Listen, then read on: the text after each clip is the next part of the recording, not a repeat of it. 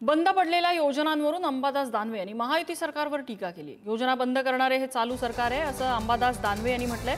निवडणुकांपुरता योजनांचा भंपकपणा जनतेपुढे मांडतात असं दानवे म्हणालेले आहेत। शिंदेंच्या बंद पडलेल्या योजनांची यादी दानवेंकडून पोस्ट करण्यात आली।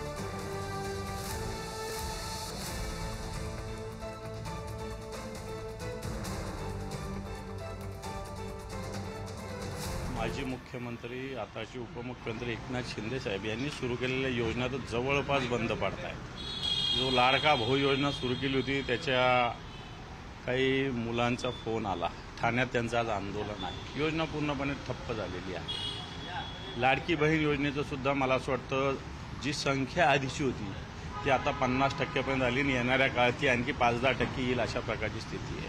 आनंदाचा शिधा बंद झालेली। एकनाथ शिंदेंनीच नरेंद्र मोदींच्या 73व्या वाढदिवसानिमित्त नमो अशा काही 73 योजना काढल्या होत्या। या 73 पैकी 3 सुद्धा सुरू नाही आहे।